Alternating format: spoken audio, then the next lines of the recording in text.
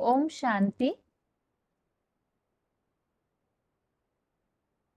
भगवत गीता श्लोक क्लास में 11वें अध्याय का 51वां अध्याय 11 का श्लोक नंबर 51 हम पढ़ेंगे। लेकिन उसके पहले 11वें अध्याय में अभी तक हमने जो भी बातें समझी है उसे एक बार संक्षेप में रिवाइज करके आज का श्लोक पढ़ते हैं। क्योंकि आज के श्लोक में यहाँ पर टॉपिक ये चल रहा है, जो विराट रूप है वो विराट रूप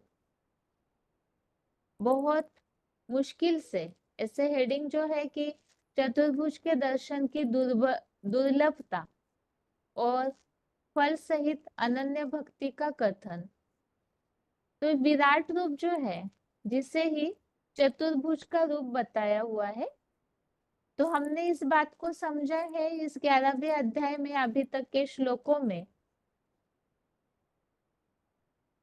शुरुआत में जब विभूतियों के बारे में 10वें अध्याय में भगवान ने अर्जुन को बताया कि जो जितना भगवान से अपना बुद्धि का योग जोड़ते हैं, भगवान को याद करते हैं, तो वो उतने अपने आत्मा रूपी बैटरी में पावर भर के विशेष रूप से जन्म लेती है और वो सारी विभूतियों के द्वारा इस सृष्टिगत कार्य चलता है। इसीलिए अर्जुन ने शुरुआत में ही भगवान को बताया कि ये जो आध्यात्मिक ज्ञान है, इसे जानने से तो पूरी तरह से मुक्त हो जाता हूँ और मोह दूर हो गया है। इसीलिए ही आप मुझे ये जो आपका विस्तार वाला रूप है, विभूति रूप, ऐश्वर्यवान योगिक ऊर्जा का जो रूप है, आप वो रूप मुझे दिखाइए। इसीलिए भगवान ने अर्जुन को बोला कि वास्तव में ये जो अविनाशी विभूति वाला योग ऊर्जा वाला रूप है, इसे तुम अपनी इन आंखों से नहीं देख सकते हो, क्योंकि ये रूप जो है वो केवल ज्ञान नेत्रों से ही दिखाई दे सकता है। बुद्धि रूपी नेत्र जिसे बताया हुआ है एडवांस नॉलेज, जो गहरा ज्ञान है, जो भगवान आकर के व्याख्या सहित पूरा ज्ञान बताते हैं, उस द्वारा ही भगवान को हम अच्छी रीति से बुद्धि द्वारा देख सकते हैं, समझ सकते हैं। जो 13वें अध्याय में भी ऐसा उल्लेख है, ज्ञान के द्वारा ही मैं जानने योग्य हूँ, ज्ञान के द्वारा ही मैं पाने योग्य हूँ। ये जो विराट रूप है, इसके वर्णन में ये बात हमने समझी थी, जो 11वें अध्याय के 7वें श्लोक में उल्लेख आया है।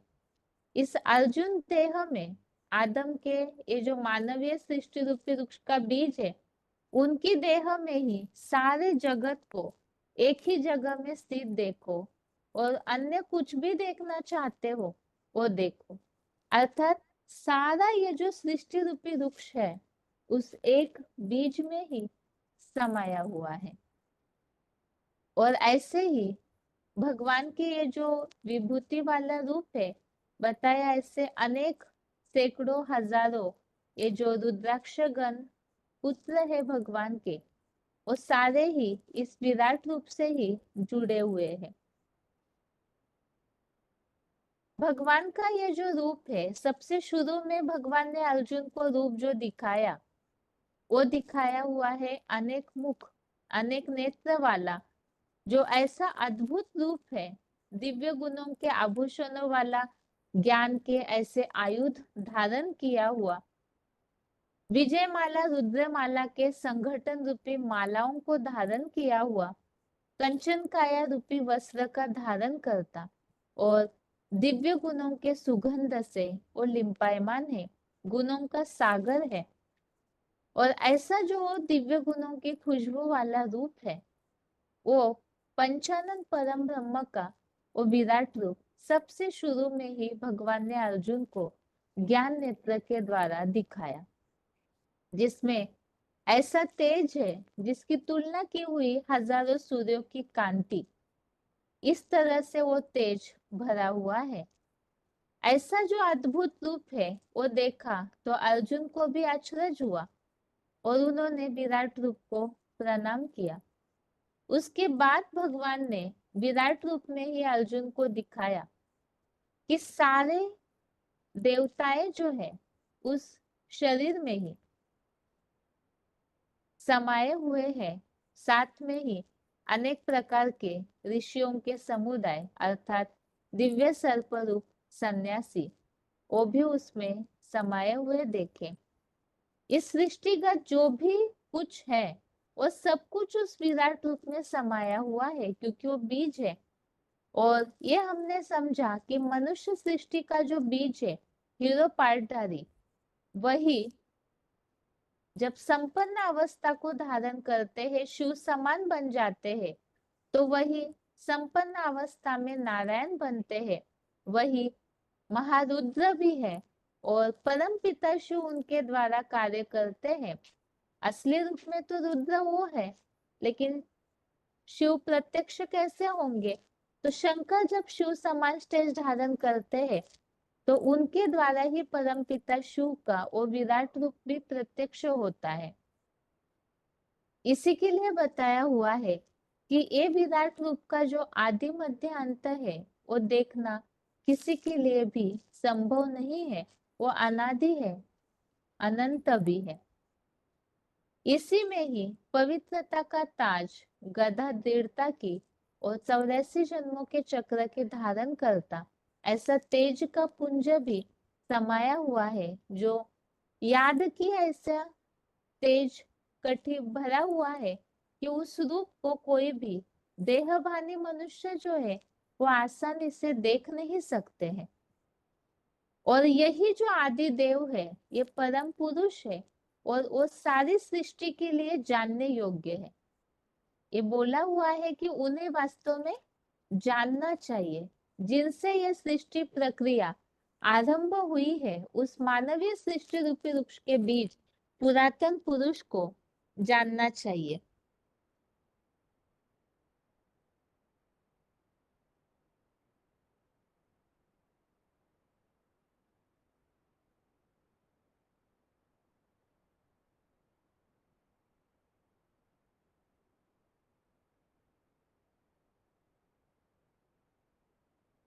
तो इसीलिए बताया हुआ है कि वो आदि मध्य अंत रहित ऐसा अमोघ वीर्य वाला जो रूप है जिसमें बताया उनके अनेक असंख्य सहयोगी भुजाएं हैं। जब विराट रूप नारायण के संपन्न रूप में प्रत्यक्ष होता है तो उनके अनेक प्रकार की सहयोगी ऐसी आत्माएं निकलती है जिसके लिए बताया अनेक बुद्धि रूपी पेट वाले, अनेक प्रकार की तीखी बुद्धि वाले, अनेक प्रकार की आंखें, अनेक भुजाएं, ऐसी सहयोगी आत्माएं उस विराट रूप के सहयोग में निकलती है।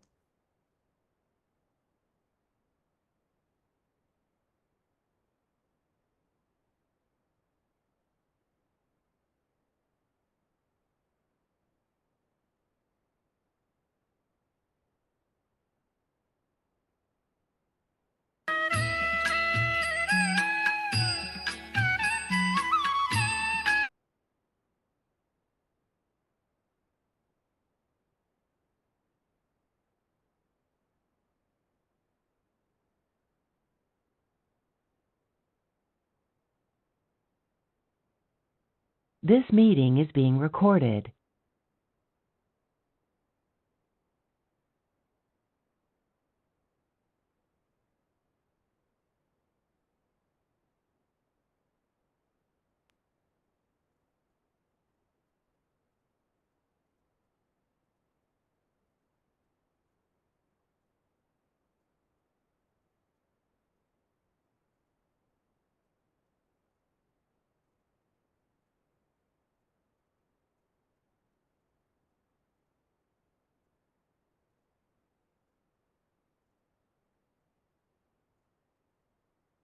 तो इसी के लिए हम समझ रहे थे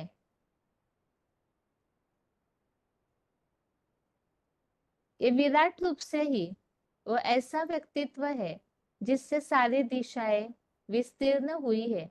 और जैसे ही विराट रूप के द्वारा पहले तो श्रृंगारित सजा सजाया रूप बुद्धि रूपी नेत्र से अर्जुन को भगवान ने दिखाया, और उसके बाद फिर यही विराट रूप के द्वारा जो भयंकर रूप अर्जुन को भगवान ने दिखाया, जो भूकंपों की महाविनाश की आग। वास्तव में सृष्टि जैसे जैसे ही मनुष्य सृष्टि का बीज विराट रूप योग ऊर्जा से संपन्न रूप धारण करने लगते हैं, वैसे वैसे ही इस सृष्टि में उसका असर होता है, क्योंकि सारी सृष्टि उन्हीं से जुड़ी हुई है। तो भूकंप, महाविनाश की आग इस तरह से प्रज्वलित हो जाती है, उस भयानक रूप को देख करके सारे संसार के प्राणी कांपने लगते हैं। कोई तो ऐसे हैं जो महर्षि और सिद्धों के समूह, वो तो स्तुतियां करते हैं, और कोई तो भयभीत होकर के हाथ जोड़ने लगते हैं। अभी जो साधारण रूप है वही परिवर्तन होकर के जब पर्सनालिटी ही बदल जाती है, तो उस समय वो संपन्न रूप जब नारायण का रूप धारण होगा, तो उसके पहले ये भयंकर रूप देख करके सभी कांपने लगेंगे। और परिवर्तन के लिए सभी मनुष्य आत्माओं के लिए ही विराट रूप के द्वारा सबसे पहले ये भयंकर रूप धारण होता है, जिसमें बताया सारे जो भी समूह है वो आश्चर्य से उस रूप को देखने लगते हैं। अर्जुन ने ये बताया कि ऐसा महान भयानक रूप, जो एटॉमिक विस्फोट, जो दाढ़े है भगवान की, वो विकराल दाढ़ों को देखकर, भयानक रूप को देख करके अर्जुन सहित सभी कांपने लगते, भयभीत इतना होते हैं कि अर्जुन ये कह रहे हैं कि मैं दिशाएं भूल गया हूँ, धीरज और शांति नहीं मिल रही है मुझे, इसीलिए आप प्रसन्न हो जाइए। इसमें यह देखने में आया कि जितने भी योद्धाएं हैं, पृथ्वी पालों के समूह, अर्थात अभी भले ही बड़े बड़े अधिकारी वर्ग, इस सृष्टि में जो भी ऐसे भीष्म पितामह जैसे सन्यासियों के समूह है, कौरव संप्रदाय वाले जो कर्मों को महत्व देते हैं, उनके लिए भगवान की मान्यता नहीं है। लेकिन एक ऐसा समय आएगा, ये सारे ही प्राणी जो अभी भगवान को माने या न माने, लेकिन विराट रूप की वो भयंकर रूपता को देख करके सभी मानने लगेंगे। जो चित्रों में ये दिखाया जाता है भक्ति मार्ग में, कि सब उनके मुखों में तीव्रता पूर्वक घुसे जा रहे, अर्थात सबको उनकी उस वाणी को स्वीकार करना ही पड़ेगा। सब उस वाणी के द्वारा परिवर्तन जरूर होंगे। कहीं ना कहीं रीति से, कोई ना कोई रीति से शुरू में सामना कर भी लिया, लेकिन वो ऐसा भयानक रूप, उनके वाइब्रेशन की तीव्रता इतनी तेज होगी कि सब उनके उस मुख में प्रवेश करते हुए देखने में आएंगे। और जो नहीं स्वीकार कर रहे हैं, तो उनके लिए बताया कि सब ओर से वो विराट रूप सबको निगलते हुए अपने में समाते हुए जाएंगे, और सारी सृष्टि में भयानक रूप से आग ज्वाला प्रज्वलित होती रहेगी। तो ये हद के हिसाब से भी है और बेहद के हिसाब से भी है। हद में भी जैसे जैसे स्थापना का कार्य शुरू होगा, वैसे ही विनाश की ज्वाला भी प्रज्वलित होगी। एक तरफ विनाश, एक तरफ स्थापना साथ ही साथ होती रहेगी। इसी तरह से एक तरफ आत्माओं का परिवर्तन और दूसरी तरफ बुराइयों का विनाश। तो विराट रूप एक भगवान का पार्ट प्रत्यक्ष होने के साथ साथ ही सृष्टि में ऐसा महान बदलाव जरूर नजर आएगा। इसीलिए भगवान ने अर्जुन को बताया, युद्ध करने के लिए उठ खड़ा हो। ये तो सब कुछ कल्प कल्प हुआ ही पड़ा है, विश्व विजय तो हुई पड़ी है, केवल निमित्त मात्र, भवसव्य साचिन, निमित्त मात्र होकर के कार्य करो। अब इस बात को और विराट रूप की भयंकरता को देख करके अर्जुन ने फिर हाथ जोड़ करके भगवान से कहा कि कोई तो आपको प्रणाम कर रहे हैं और राक्षस जैसे आसुरी चलन वाले भाग रहे हैं, तो आप ही आदि पुरुष है, सनातन धर्म के रक्षक है, इसीलिए आपको नमस्कार करता हूँ। आप सारे प्राणी मात्र के सब कुछ हो, इसीलिए अगर मेरे से कोई भूल हुई है, कुछ भी मैंने आपको बोला है, तो मुझे माफ कर दीजिए। और जैसे कोई नजदीकी संबंधियों को क्षमा करने के लिए वो प्रिय संबंधी क्षमा करता है, ऐसे आप भी मेरी सारी भूलों को, बातों को क्षमा कर दीजिए और फिर से प्रसन्न होके आपका वो सौम्य रूप दिखाइए। तो भयंकर रूप अर्थात विनाशकारी रौद्र रूप जो सबसे पहले भगवान सृष्टि परिवर्तन के लिए विराट रूप के द्वारा धारण होता है, और उसके बाद फिर जैसे जैसे आत्माओं में परिवर्तन होता जाएगा, वैसे वैसे फिर वो सौम्य रूप दिखने के लिए आता है। और सौम्य रूप अर्थात ही हमने समझा चतुर्भुजी विष्णु का रूप, जो कि पूरी तरह श्रृंगारित दिव्य गुणों के सुगंध से लिम्पायमान वाला और रूप दिखने में आता है। अब भगवान ने अर्जुन को बताया कि भयंकर रूप देख करके महाभारी महाभारत युद्ध की जो विनाशकारी विभीषिका है, उसे देख करके किम कर्तव्य विमूढ़ नहीं होना, अर्थात क्या करना है क्या नहीं करना चाहिए ऐसे कंफ्यूज नहीं होना, बल्कि वही मेरे सौम्य रूप को देखो और देख करके फिर से उत्साहित किया पुरुषार्थ के लिए। तो भयंकर रूप जब देखते हैं तो सभी ऊपर नीचे होने लगते हैं, स्थितियां सबकी हिल जाती है। तो इसीलिए भगवान ये बताया कि सबसे पहले तो अर्जुन को फिर से वो सौम्य रूप दिखाया। अब उसके बाद जो हुआ है उसके बारे में ही आज के श्लोक में समझते हैं। आज का श्लोक है 11वें अध्याय का 51, अध्याय 11 का श्लोक नंबर 51।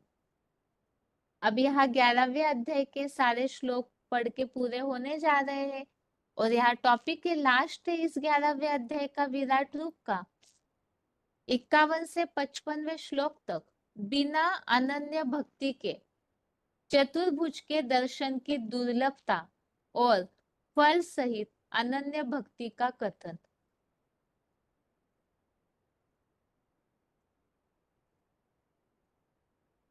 तो यहाँ पर ये बताया है चतुर्भुज, विष्णु रूप, सौम्य रूप, विराट रूप का ये वास्तविक रूप जो है उसके दर्शन बहुत दुर्लभता से ही मिलते हैं, और वो किन्हें मिल सकते हैं उसके बारे में ही आगे भगवान ने विधि और तरीका बताया है, और साथ ही में जो उनकी ऐसी भक्ति करते हैं उनके फल के बारे में भी इन श्लोकों में चर्चा की हुई है।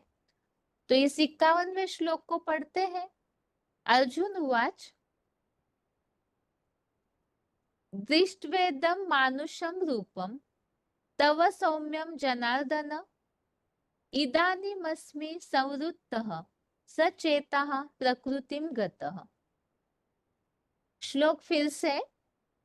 अर्जुन उवाच दृष्ट्वेदं मानुषं रूपं तव सौम्यं जनार्दन इदानीमस्मि न संवृत्तः सचेतः प्रकृतिं गतः।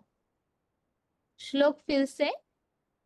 अर्जुन उवाच दृष्ट्वेदं मानुषं रूपं तव सौम्यं जनार्दन इदानीमस्मि संवृत्तः सचेतः प्रकृतिं गतः। इस श्लोक का संधि विच्छेद है।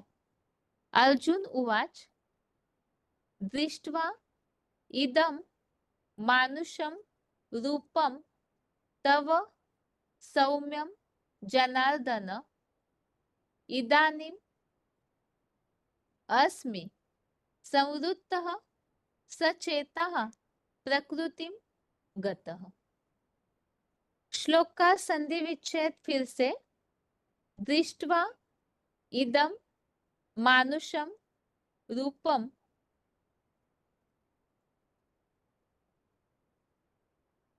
तव सौम्यं जनार्दन इदानीम् अस्मि संवृत्तः सचेतः प्रकृतिं गतः।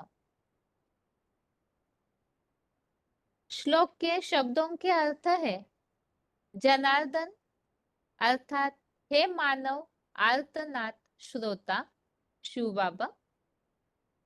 तवेदम, इसमें दो शब्द है तव इदम, तव अर्थात आपका, इदम अर्थात यह, सौम्यम अर्थात शांत मानुषम अर्थात मानवीय, रूपम अर्थात स्वरूप, दृष्ट्वा अर्थात देखकर, इदानीम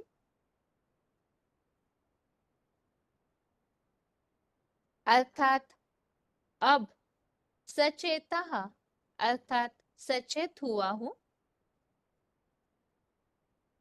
संवृत्तः अर्थात पूरी तरह स्थिर, अस्मि अर्थात हो गया हूं, प्रकृतिम अर्थात अपनी स्वाभाविक स्थिति में, गतः अर्थात आ गया हूं। 11वें अध्याय के 51वें श्लोक के शब्दों के अर्थों को हम देख रहे हैं।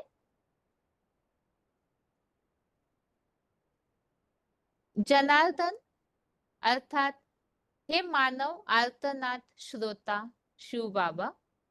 तवेदम, इसमें दो शब्द है, तव इदम। तव अर्थात आपका, इदम अर्थात यह।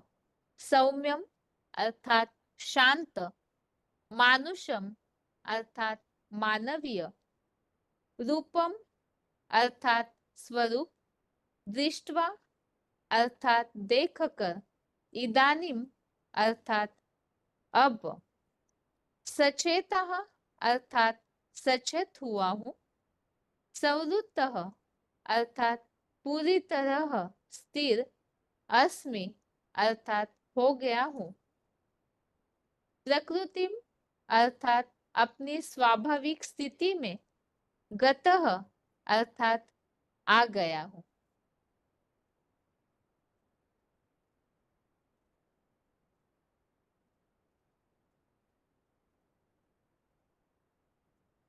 श्लोक का अर्थ है, हे मानव आर्तनाद श्रोता, आपका यह शांत मानवीय स्वरूप देखकर अब सचेत हुआ हूं, पूरी तरह स्थिर हो गया हूं, अपनी स्वाभाविक स्थिति में आ गया हूं। तो इसके पिछले श्लोकों में हमने जैसे समझा है कि बहुत भयंकर रूप देखा अर्जुन ने तो भयभीत हुए, इसलिए अर्जुन ने कहा कि आप अपना फिर से वही सौम्य रूप मुझे दिखाइए। तो भगवान ने अर्जुन को वही चतुर्भुज वाला सौम्य शांत रूप फिर से दिखाया।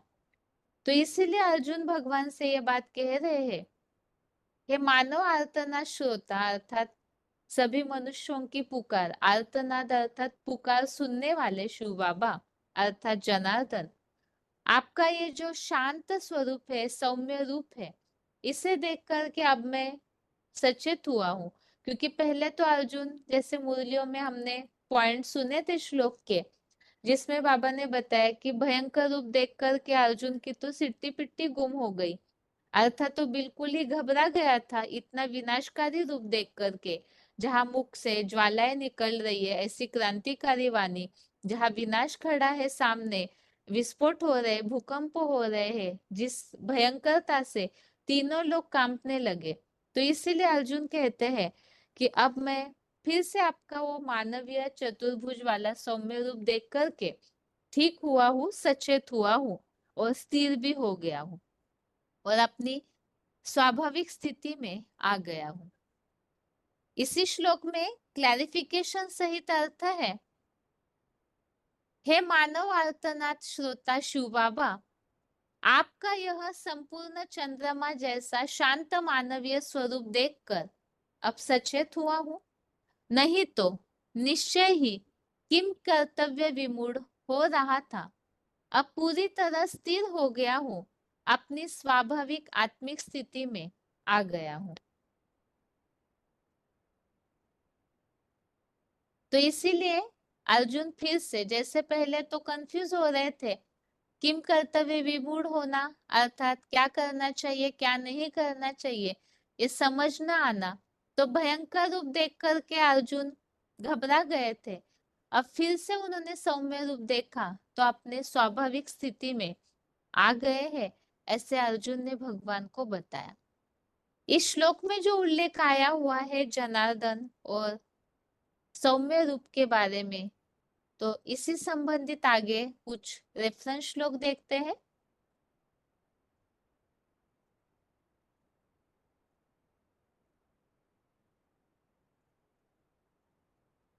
पहले तो है जनार्दन।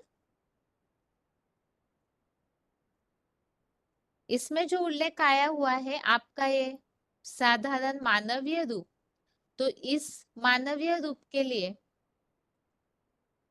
और कोई जो है वो कोई कोई तो पहचान नहीं पाते, लेकिन यहाँ भगवान का वो साधारण मानवीय रूप जो अर्जुन को फिर से दिखने में आता है, इस मानवीय रूप के लिए उल्लेख 9वें अध्याय के 11वें श्लोक में आया है कि आदम का शरीर का आधार लेने वाले प्राणियों का महेश्वर।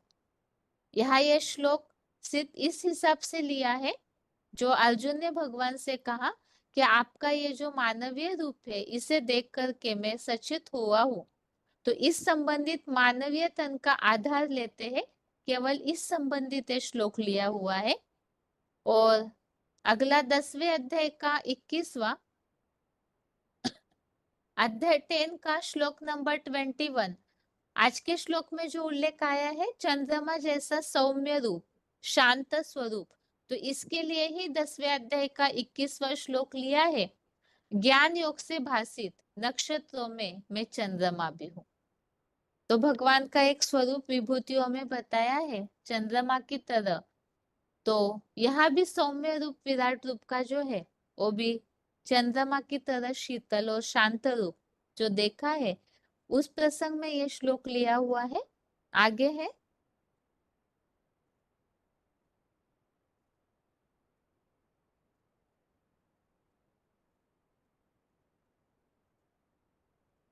जहाँ जनार्दन का उल्लेख आया हुआ है, तो पहले अध्याय का 36,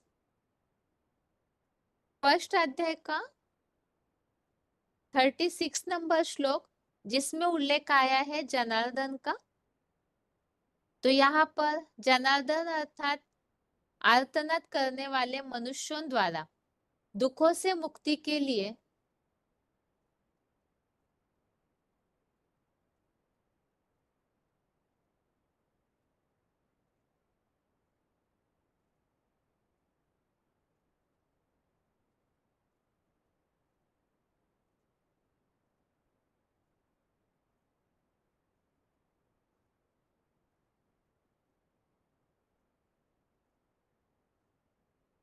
तो यहाँ पर पहले अध्याय का जो 36वां श्लोक है इसमें उल्लेख आया है ये आर्तनाद करने वाले मनुष्यों द्वारा दुखों से मुक्ति के लिए कल्पांत में विशेष प्रार्थनीय मुक्तेश्वर। तो जनार्दन का अर्थ यहाँ बताया हुआ है, मनुष्य जो भगवान को पुकारते हैं, आर्तनाद करना अर्थात बहुत जैसे प्यार से या तो दुखी होकर के जो भगवान को पुकारते हैं तो आर्तनाद बोला है। ऐसे दुखों से मुक्ति के लिए जो प्रार्थना करते भगवान को पुकारते हैं तो उनके ईश्वर, तो वो बताया है जनार्दन। ऐसे ही पहले अध्याय का 39 अध्याय फर्स्ट का ही श्लोक नंबर 39 में भी उल्लेख आया हुआ है, संसार में होने वाले महाभारी महाविनाश के पाप से हे जनार्दन। और 44वें 44 श्लोक में भी जनार्दन का उल्लेख आया हुआ है। अर्थात आगे है तीसरे अध्याय का पहला अध्याय थर्ड का फर्स्ट श्लोक है जिसमें भी उल्लेख आया हुआ है जनार्दन का, अर्थात हे औढ़दानी। और 10वें अध्याय का 18वां अध्याय 10 का 18, इसमें भी जनार्दन अर्थात औढ़दानी शिव बाबा इस तरह से उल्लेख आया हुआ है। तो आज के श्लोक का अर्थ जो हमने अभी अभी समझा है कि अर्जुन के कहने पर भगवान ने फिर से वो सौम्य रूप दिखाया, जिसे देख करके अर्जुन ने कहा कि आपका ये सौम्य शीतल रूप देख करके, ये मानवीय रूप देख करके अब मैं सचेत हो गया हूँ। नहीं तो किम कर्तव्य विमूढ़ हो रहा था, कंफ्यूज हो रहा था, भयानक रूप देख करके घबरा रहा था।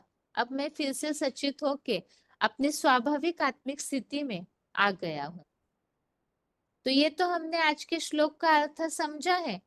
अभी आगे उच्चारण और इस सौम्य रूप संबंधित मूल्यों में आए हुए और उल्लेखों को समझते हैं।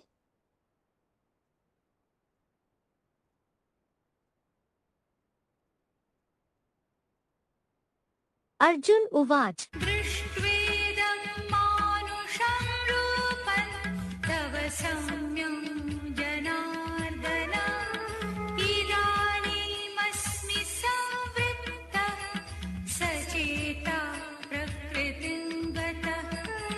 अर्जुन ने बोला, हे मानव आर्तनाद श्रोता शिव बाबा, आपका यह संपूर्ण चंद्रमा जैसा शांत मानवीय स्वरूप देखकर अब सचेत हुआ हूँ, नहीं तो निश्चय ही किंग कर्तव्य विमूढ़ हो रहा था। अब पूरी तरह स्थिर हो गया हूँ, अपनी स्वाभाविक आत्मिक स्थिति में आ गया हूँ। अर्जुन उवाच दृष्ट्वेदं मानुषं रूपं तव सौम्यं जनार्दन इदानीमस्मि संवृत्तः सचेता प्रकृतिं गतः। अर्जुन ने बोला, हे मानव आर्तनाद श्रोता शिव बाबा, आपका यह संपूर्ण चंद्रमा जैसा शांत मानवीय स्वरूप देखकर अब सचेत हुआ हूँ, नहीं तो निश्चय ही किंग कर्तव्य विमूढ़ हो रहा था। अब पूरी तरह स्थिर हो गया हूँ, अपनी स्वाभाविक आत्मिक स्थिति में आ गया हूँ। आगे है वार्तालाप number 934, discussion number 934, 56 minute 56 minute के बाद से लिया हुआ पॉइंट है जनार्दन।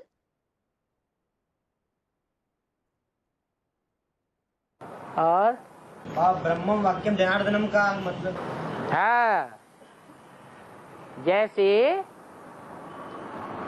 जन माने मनुष्य, अर्दन माने रोना। मनुष्यों का रोना जो सुनने वाला है प्रैक्टिकल जीवन में, और उस रोने को खत्म करने का निमित्त बनता है, उसको कहा जाता है जनार्दन। दुखी मनुष्यों के रुदन को, दुख की आवाज को सुनने वाला, तो वो है नारायण। वो नारायण को कहते हैं जनार्दन। क्यों जनार्दन बना? कि ब्रह्मा के जो वाक्य हैं उनको उस जनार्दन ने धारण कर लिया, इसलिए ब्रह्मम वाक्यम जनार्दनम कहा जाता है। और मनुष्यों ने उस परसेंटेज में धारण नहीं कर पाया, क्योंकि सच्चा नहीं समझा। नहीं तो ब्रह्मा के वाक्य पत्थर की लकीरें हैं, उनको 100% सच्चा समझना चाहिए। और आत्माओं ने इतना महत्व नहीं दिया,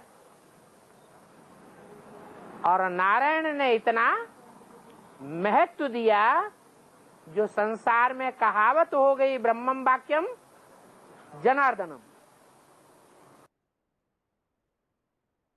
आगे है अगला point, VCD number 568, VCD number 568, 46 minute 46 minutes के बाद से लिया हुआ पॉइंट है भगवान का शांत स्वरूप।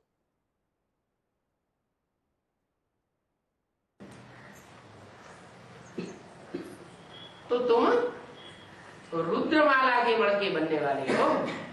तुम्हारा मुखिया रुद्र है। रुद्र है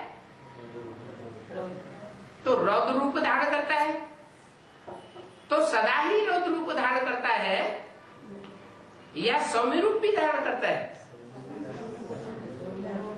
सौम्य रूप भी धारण करता है और रौद्र रूप भी धारण करता है।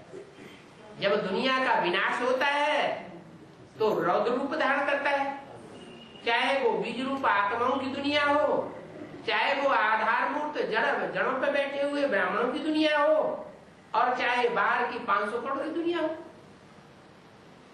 रौद्र रूप धारण करता है तो विकराल रूपधारी श्याम पाटधारी कहा जाता है।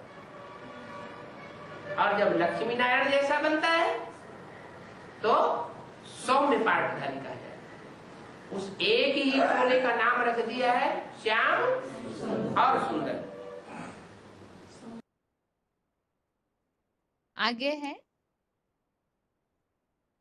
VCD नंबर 2927 2927 59 मिनट 59 मिनट के बाद से लिया हुआ पॉइंट है।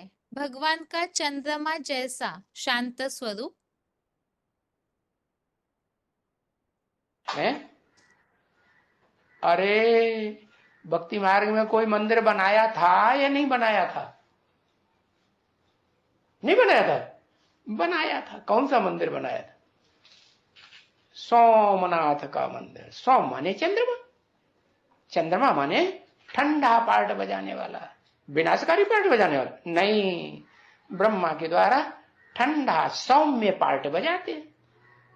अम्मा को सौम्या कहेंगे कि उग्रा कहेंगे? हाँ, सौम्य शांत पार्ट बजाया। तो बताया कि वो सौम्य पार्ट जो बजाने वाली माँ है, उसकी बात नहीं मानेंगे, उसकी पूजा नहीं करेंगे।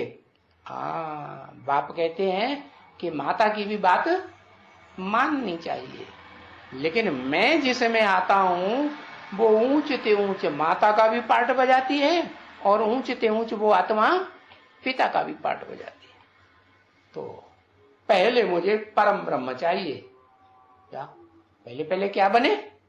बड़े थे बड़ा ब्रह्मा, परम ब्रह्म बने। माना उससे ऊंचा सहन शक्ति वाला सौम्य रूप धारण करने वाला और कोई दुनिया में हो ही नहीं सकता। आगे है VCD number 326 VCD number 326 24 minute 24 minutes के बाद से लिया हुआ पॉइंट है। भगवान का शांत स्वरूप।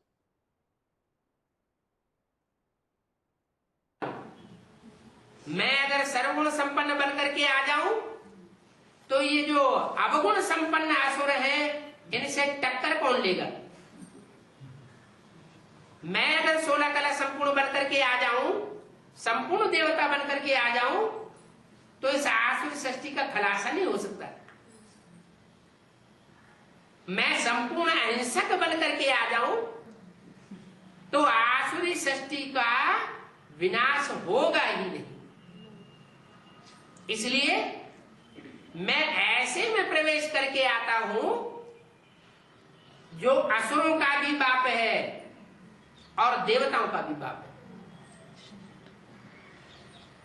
देवताओं में बड़ा है इसलिए उसका नाम है महादेव, और असुरों का भी बड़ा है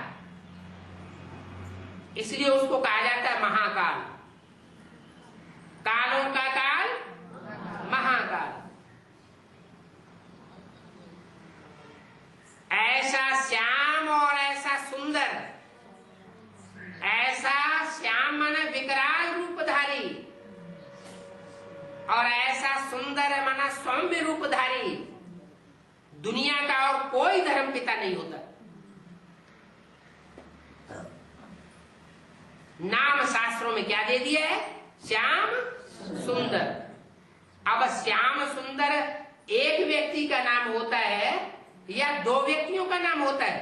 एक व्यक्ति का नाम है श्याम सुंदर। इस तरह से श्लोक संबंधित पॉइंट्स को हमने समझा, जिसमें ये बातें बताई हुई है। एक तो है कि भगवान का वो भयानक रूप जो विराट रूप द्वारा विनाशकारी रूप प्रत्यक्ष होता है, और दूसरा है जो बताया चंद्रमा की तरह सौम्य पाठधारी जो माता के रूप में प्यार भरा पाठ बजता है, तो न सुधरने वालों के लिए भयानक रूप है, और उसके बाद परम पिता विराट रूप के द्वारा सौम्य रूप शांत स्वरूप वाला ऐसा रूप भी धारण करते हैं, प्यार भरा पाठ भी बजाते हैं। ये तो आज के 11वें अध्याय के 51वें श्लोक को हमने समझा। अध्याय 11 का श्लोक नंबर 51 हमने समझा। अभी 10वें अध्याय का 6वां, अध्याय 10 का श्लोक नंबर 6 है।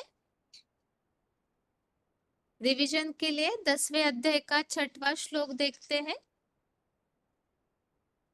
अभी तक हमने 10वें अध्याय में इन बातों को समझा है कि भगवान के रूप ज्ञान को जानने मात्र से ही, एक तो भगवान के स्वरूप को कोई जानते नहीं क्योंकि वही सभी के आदिकालीन आदिश्वर है, और भगवान ने अर्जुन जो भगवान के ज्ञान के प्रति प्रीतिमान हुए हैं, समझने समझाने योग्य है, सुनने सुनाने में भी योग्य है, तो ऐसे अर्जुन को ही भगवान सबसे पहले उनकी हित की कामना से ये सर्वोत्तम ज्ञान देते हैं। और भगवान का ये जो रूप है आदिकालीन आदिश्वर का, तीनों लोकों के महेश्वर का, यह अव्यक्त मूर्तिना वाला रूप, इसे जो जान लेते हैं वो सारे मनुष्यों से नष्टमोह होकर के पूरी तरह से पापों से मुक्त हो जाते हैं।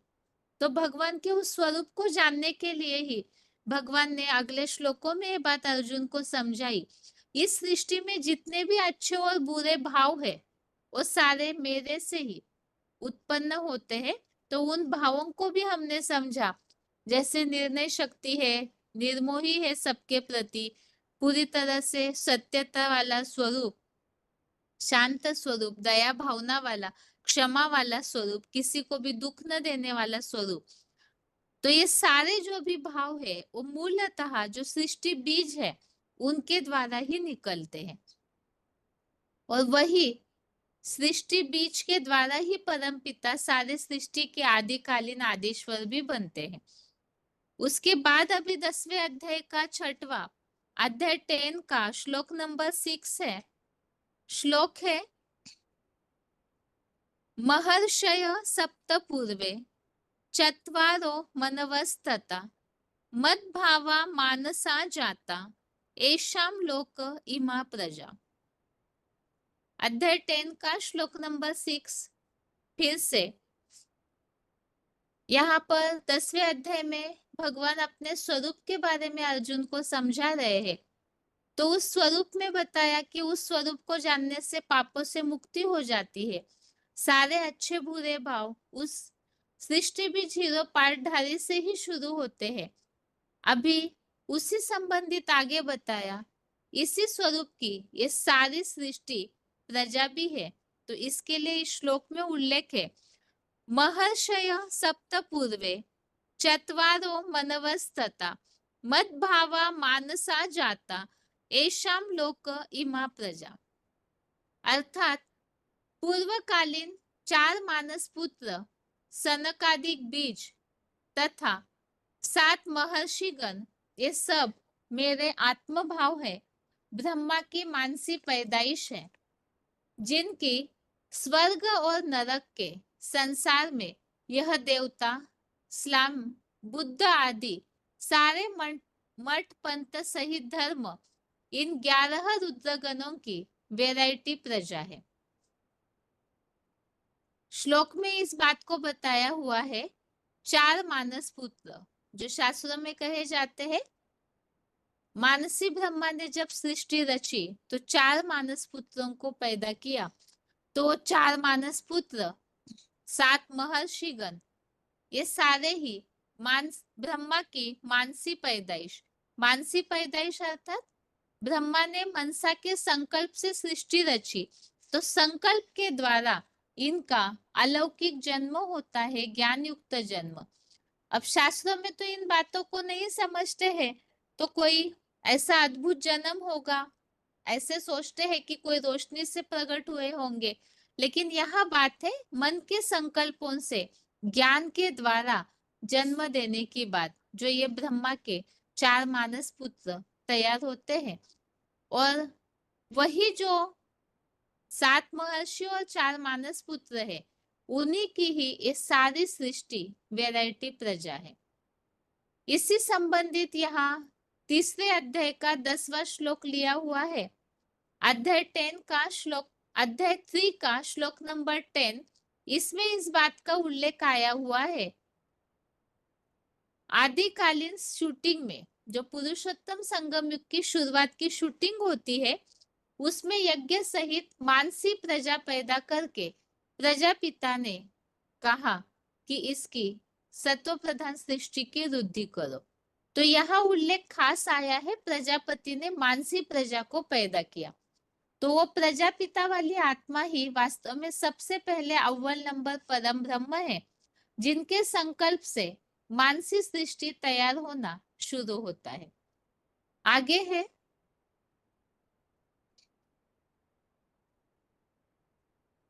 अभी इस श्लोक संबंधित जो सभी जानते होंगे ही कि AIVV का जो वेबसाइट है, यूट्यूब चैनल है, उसमें गीता क्लास में जो भी श्लोक संबंधित पॉइंट्स चलते हैं, तो उन्हीं पॉइंट्स को कलेक्ट करके एक वीडियो डाला जा रहा है। तो रिवीजन के समय अभी से हम उन्हीं पॉइंट्स को, उन्हीं क्लिप्स को ही वीडियो के रूप में समझेंगे। ये जो 10वें अध्याय का 6वां श्लोक है, इसमें जिन बातों को सार में बताया है कि कौन है 11 रुद्रगण जिनकी सारी दुनिया वैरायटी प्रजा है, वो 11 रुद्रगण ऐसी कौन आत्माएं हैं जिनकी ये सारी दुनिया वैरायटी प्रजा बनती है, उस संबंधित ही जो उल्लेख आया हुआ है मुरलियों में। तो अभी हम मुरलियों में आए हुए उल्लेखों के साथ इस श्लोक के अर्थ को स्पष्ट रीति से समझते हैं। आगे है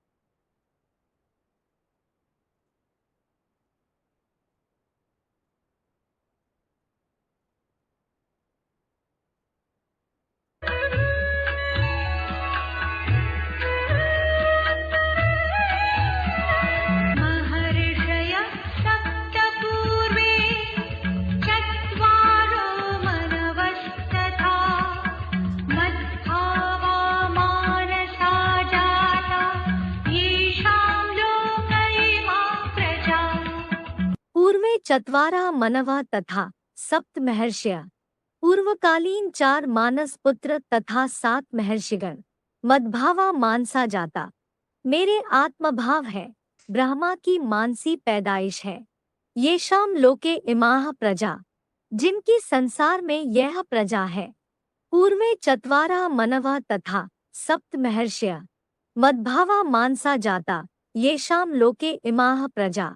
भावार्थ, पूर्वकालीन 4 मानस पुत्र संकादिक 20 तथा 7 महर्षिगण, ये सब मेरे आत्मभाव है, ब्रह्मा की मानसी पैदाइश है, जिनकी स्वर्ग और नरक के संसार में यह देवता स्लाम बुद्धादि सारे मठपंथ सहित धर्म, इन 11 रुद्र गणों की वैरायटी प्रजा है। मूर्ति शिव ने पहले पॉइंट का VCD नंबर है 2469 24। मठपंथ सहित धर्म, इन 11 रुद्र गणों की वैरायटी प्रजा है। VCD नंबर है 2469 2469। 1 घंटा 6 मिनट 1 आवर 6 मिनट्स के बाद से लिया हुआ पॉइंट है। पूर्वकालीन 4 मानस पुत्र संकादिक बीज ब्रह्मा की मानसी पैदाइश है। शिव ने अपनी पहली मूर्ति ब्रह्मा के द्वारा जो पहली मानसी सृष्टि रची, वो सनकादिक कहे जाने वाले 4 कुमारों की रची, जो मनुष्य सृष्टि में 4 मुख्य धर्मों की 4 बीज रूप आत्माएं हैं। देवता, इस्लामी, बौद्धि और क्रिश्चियन। बाकी धर्म तो उनके सहयोगी धर्म हैं, उनकी बात छोड़ दो। तो मानसिक सृष्टि रचता है, वाइब्रेशन की सृष्टि। क्या है? रुद्र ज्ञान यज्ञ, ज्ञान का यज्ञ है, जिस ज्ञान यज्ञ से उत्पन्न होने वाले ब्राह्मण कहे जाते हैं। सारी दुनिया जो है। अगला पॉइंट है VCD नंबर 2485 2485 51 मिनट 51 मिनट्स के बाद से लिया हुआ पॉइंट है।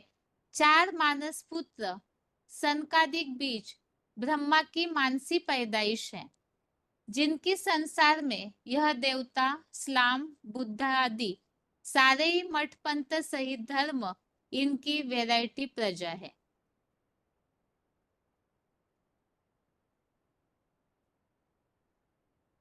चार मुख्य धर्मों में बटी हुई है, देवता, इस्लामी, बौद्धि और क्रिश्चियन। बाकी तो ढेर सारी जो मनुष्य श्रेष्ठ वृक्ष की डालियां निकली हैं, वो इन धर्मों की सहयोगी डालियां हैं। मठ पंथ आदि भी निकले हैं।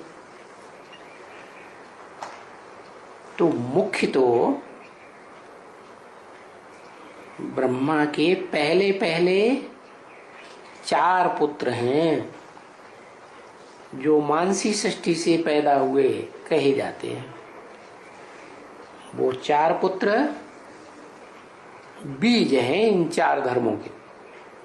क्या उनके नाम हैं? सनत, सनातन, सनंदन, सनत कुमार। उनको रामायण में नाम दे दिया है राम, भरत, लक्ष्मण और शत्रुघ्न। तो ये जो 4 धर्मों का खास ड्रामा बना हुआ है, उनमें से जो पहला ब्रह्मा का पुत्र ब्राह्मण है, वो है देवी देवता सनातन धर्म का बीज।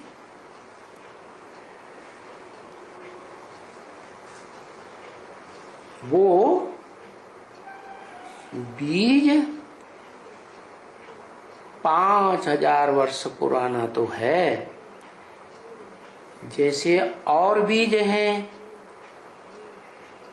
उनके साथ 3 वो भी पुराने हैं। लेकिन अंतर क्या हुआ? पहले ने श्रीमत देने वाले सुप्रीम सोल बाप को अच्छी तरह से पहचान लिया, जान लिया और उसकी श्रीमत को पकड़ करके जीवन में चला। तो उससे जो भी बच्चे पैदा होते हैं ब्राह्मणों की दुनिया में, वो देवी देवता सनातन धर्म के बच्चे हुए। नंबरवार षष्ठी रूपी रंगमंच पर 5000 वर्ष पार्ट बजाने वाले। बाकी जो 3 हैं, वो उस मुख्य पार्टधारी को नहीं पहचान पाते। क्या शूटिंग पीरियड में ही ब्राह्मणों की दुनिया में वो ब्राह्मण तो बनते हैं नीची कुरी के, परंतु उस चोटी के ब्राह्मण को, जिसके द्वारा आदि सनातन धर्म की स्थापना होती है, न पहचानने के कारण वो दूसरे धर्मों के मुखिया बन जाते हैं। एक इस्लाम धर्म का मुखिया, एक बौद्ध धर्म का मुखिया, एक क्रिश्चियन धर्म का मुखिया। तो मुख्य ये 4 धर्म हुए, जिसमें सारा ड्रामा बना हुआ है। निराकार तो कल्प की बात बोली। अभी ये अगला पॉइंट है VCD 2480 2480 17 मिनट 17 मिनट्स के बाद से लिया हुआ पॉइंट है 7 महर्षिगण।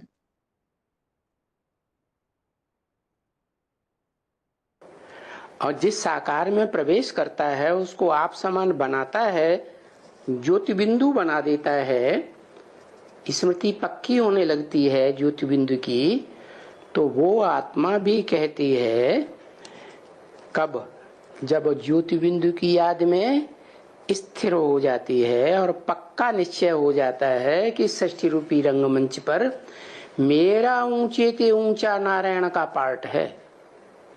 क्या इसका मतलब एक नारायण नहीं है।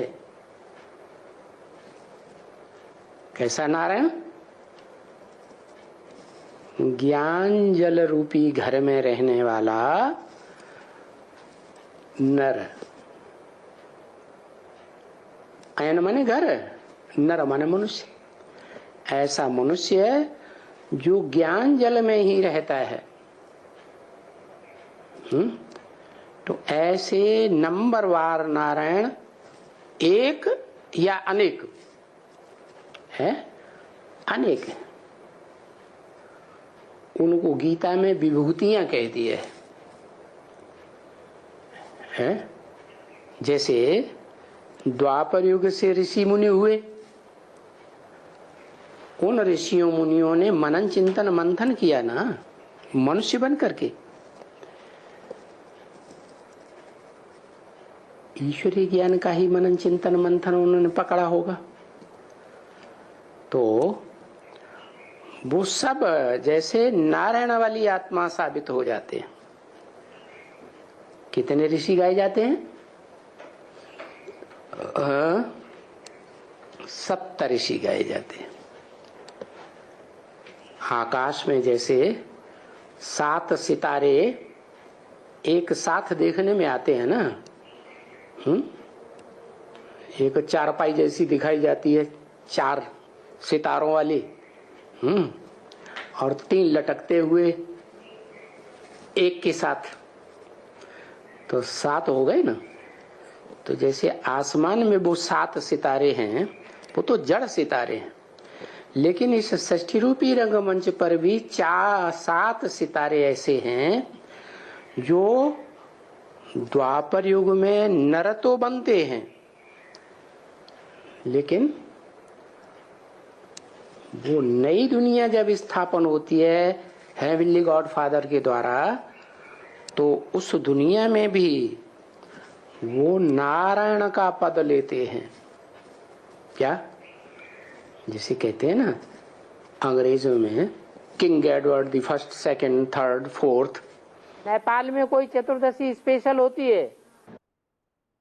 अगला पॉइंट है वार्तालाप नंबर 1233 डिस्कशन नंबर 1233 7 महर्षिगण जिनकी स्वर्ग और नरक के संसार में यह देवता, इस्लामी, बुद्ध आदि सारे ही मठ पंथ सहित धर्म, इनकी वैरायटी प्रजा है। स्पेशल होती है ये बाला चतुर्दशी कौन से महीने में होती है?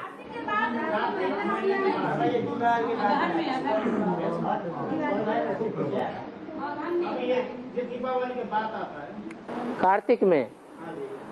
अच्छा, तो वर्ष का अंत होता है ना, जब वर्ष का अंत होने वाला होता है तो 7 तरह के बीज बोए जाते हैं।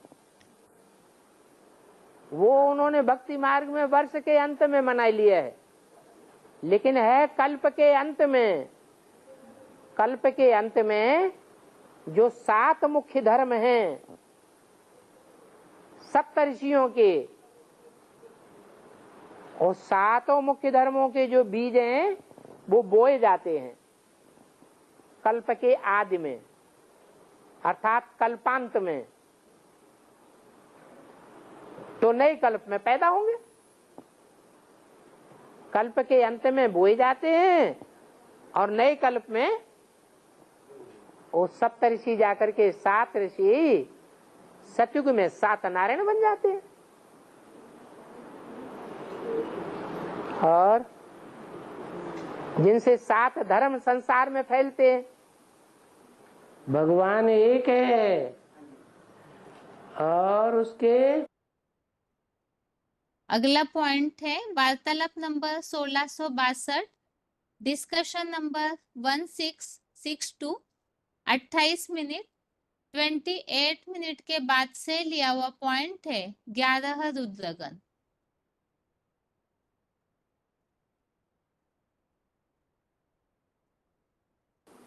भगवान एक है और उसके मुख्य 4 धर्म के 4 बच्चे हैं, सनत सनातन सनंदन सनत कुमार, राम लक्ष्मण भरत शत्रुघ्न, और 7 विभूतियां हैं भगवान की, जिन्हें सप्तऋषि भी कहा जाता है।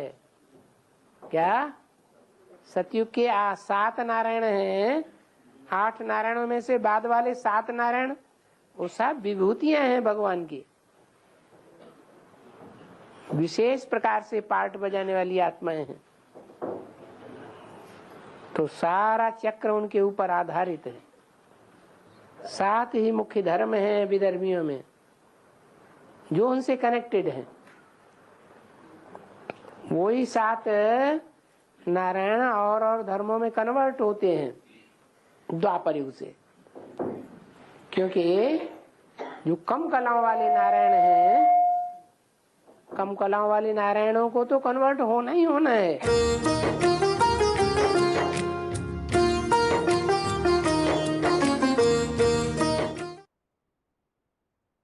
अभी आगे है आज का श्लोक 11वें अध्याय का 51, अध्याय 11 का श्लोक नंबर 51। एक बार फिर से देखते हैं। यहाँ श्लोकों का टॉपिक जो चेंज हुआ है 51 से 55 तक, 51 से 55 नंबर श्लोक तक बिना अनन्य भक्ति के चतुर्भुज के दर्शन की दुर्लभता और फल सहित अनन्य भक्ति का कथन। तो चतुर्भुज के दर्शन को प्राप्त करने के लिए यहाँ ये बताया है कि वैसे तो ये दर्शन दुर्लभ है। अनन्य भक्ति अर्थात किस प्रकार से भक्ति करने से वो दर्शन मिल सकता है और दर्शन किस तरह दुर्लभ है, उसके लिए किस तरह की भक्ति होनी चाहिए, उसके बारे में इन श्लोकों में उल्लेख किया हुआ है। और यहाँ आज का श्लोक है 51वां। अर्जुन उवाच दृष्ट्वेदं मानुषं रूपं तव सौम्यं जनार्दन इदानीमस्मि संवृत्तः सचेतः प्रकृतिं गतः। श्लोक फिर से। दृष्ट्वेदं मानुषं रूपं तव सौम्यं जनार्दन इदानीमस्मि संवृत्तः सचेतः प्रकृतिं गतः। अर्थात हे मानव अर्थनाथ श्रोता शिव बाबा, आपका यह संपूर्ण चंद्रमा जैसा शांत मानवीय स्वरूप देखकर अब सचेत हुआ हूँ, नहीं तो निश्चय ही किम कर्तव्य विमूढ़ हो रहा था, अब पूरी तरह स्थिर हो गया हूँ, अपनी स्वाभाविक आत्मिक स्थिति में आ गया हूँ। इस श्लोक में हमने समझा है कि जब शुरू में भगवान ने अर्जुन को जो विराट रूप में भयंकर रूप दिखाया, जो विनाशकारी रूप है जिससे तीनों लोग कांप रहे हैं, इस सृष्टि के हर मनुष्य कांपने लगे। अर्जुन ने भी बताया कि मुझे चैन नहीं पड़ता, मैं दिशाएं भूल गया हूँ, इसीलिए आप अपना फिर से शांत स्वरूप मुझे दिखाइए।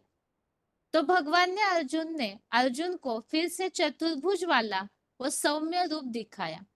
हमने इसमें समझा है पॉइंट्स के द्वारा कि एक तो रूप है शांत रूप, अर्थात भयंकर रूप जो सबके लिए डरावना रूप है, क्योंकि जो आतताई है, आसुरी चलन वाले हैं, न सुधरने वाली राक्षसी आत्माएं हैं, उनके लिए सबसे पहले तो ये महारुद्र रूप, विनाशकारी रूप, जिसे कालो अस्मि कहा, तो ऐसा स्वरूप जो है सबके सामने प्रत्यक्ष होता है, जो न चाहते हुए भी, जो भगवान के पार्ट को, भगवान के कार्य को, उस तन को न स्वीकार करने वाले हैं, उन्हें जरूर ये भयंकर रूप दिखने में आएगा।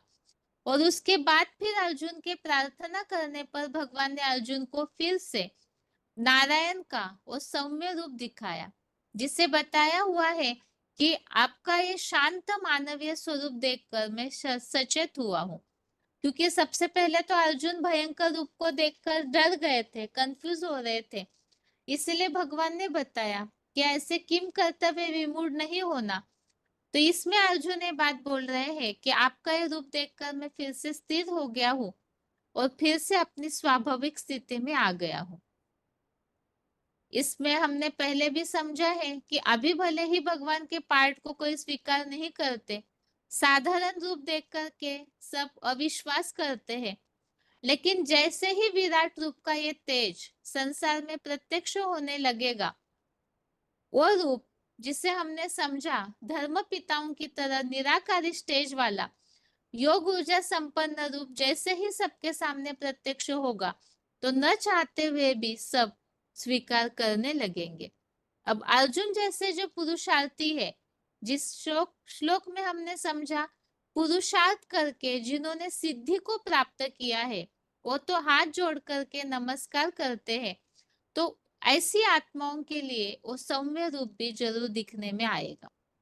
ये तो आज के श्लोक संबंधित इसका अर्थ है। अभी इसी संबंधित आगे रेफरेंस श्लोक है,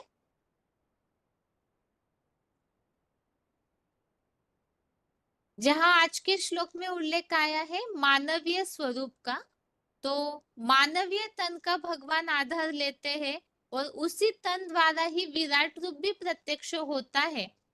वो तनधारी कौन है, इसका उल्लेख इस 9वें अध्याय के 11वें अध्याय 9 का श्लोक नंबर 11 में आया हुआ है। अर्जुन आदम के साधारण मानवीय और मुकर्रर शरीर का आधार लेने वाले प्राणियों के महेश्वर। तो भगवान मनुष्य तन द्वारा ही संसार के सामने प्रत्यक्ष होते हैं, उस तन का आधार लेते हैं और उसी रूप के द्वारा सबके सामने प्रकट भी होते हैं। श्लोक में उल्लेख आया है चंद्रमा की तरह शांत स्वभाव। तो इसमें 10वें अध्याय का 21 अध्याय 10 का श्लोक नंबर 21 में जहाँ विभूतियों का उल्लेख है, उसमें बताया है नक्षत्राणाम अहम शशि, नक्षत्रों में मैं चंद्रमा हूँ, अर्थात चंद्रमा की तरह सौम्य रूप जो भगवान का दिखने में आता है। पहले ब्रह्मा की तरह शीतल चंद्रमा का पार्ट, तो उसके लिए बताया है नक्षत्रों में मैं चंद्रमा हूँ। आगे है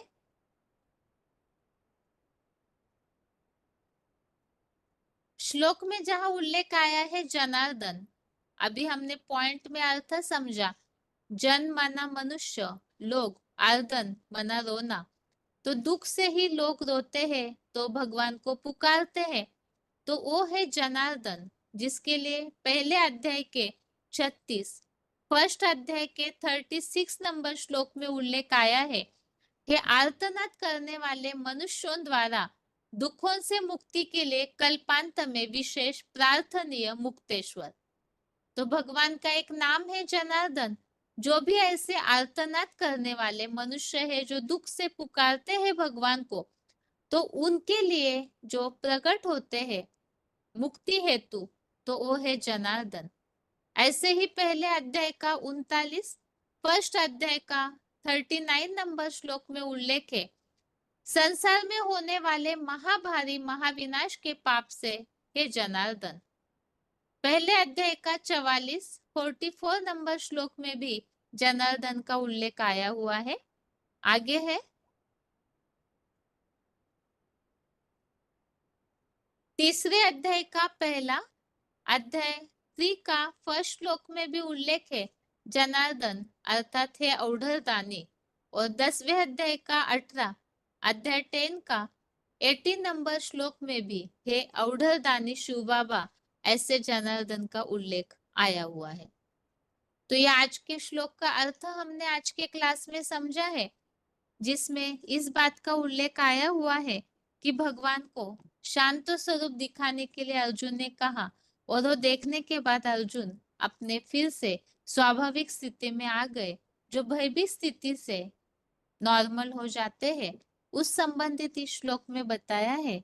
और आगे श्लोकों में भगवान के इस रूप को देखने के लिए किस तरह देवताएं लालायित होते हैं, और भगवान भक्ति जो हद की भक्ति है, अंधश्रद्धा युक्त वेद तप दान इन सब से नहीं मिलते हैं, बल्कि ज्ञान के द्वारा और अव्यभिचारी भक्ति द्वारा ही प्राप्त करने योग्य है।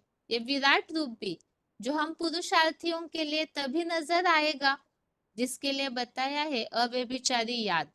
जितना अव्यभिचारी याद होगी, भक्ति मार्ग में तो भक्ति समझते हैं, लेकिन भक्ति के कर्म कांडों से तो भगवान मिलते नहीं है। ज्ञान के द्वारा समझ के द्वारा ही भगवान को देखा जा सकता है और प्राप्त भी किया जा सकता है। इन्हीं बातों का आगे 11वें अध्याय पूरा होने जा रहा है।